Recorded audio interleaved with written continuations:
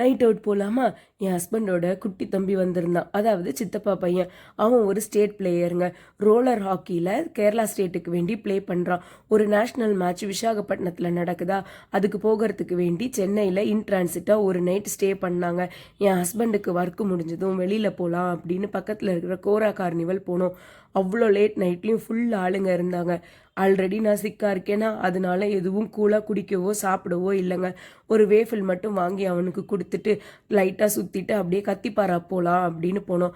அங்கே போனால் அங்கேயும் சரியான கூட்டம். 2 ரவுண்டு சுற்றி வந்தோம். ஆனால் கார் பார்க் பண்ண இடமே கிடைக்கல. சரி விடு, வீட்டுக்கே போகலாம் அப்படின்னு சொல்லிட்டு கிளம்பிட்டோம். ரீசெண்டாக ஆலந்தூரில் ஒரு கடையில் எனக்கு லெமன் டீ பயங்கர கிரேஸ் ஆகிடுச்சு. ஏன்னு தெரியல. அங்கே போய் அவனுக்கும் லெமன் டீ வாங்கி கொடுத்துட்டு வீட்டுக்கு கிளம்பிட்டோம். இண்டிகோ ஃப்ளைட் கேன்சலேஷன் இஷ்யூனால கொஞ்சம் லைட்டாக பயமாக தான் இருந்தது. பட் காட்ஸ் கிரேஸ், இவன் ஃப்ளைட்டு கேன்சல் ஆகலை. நெக்ஸ்ட் டே நூன் போல் அவனுக்கு ஃப்ளைட்டு, அவனும் கிளம்பியாச்சு.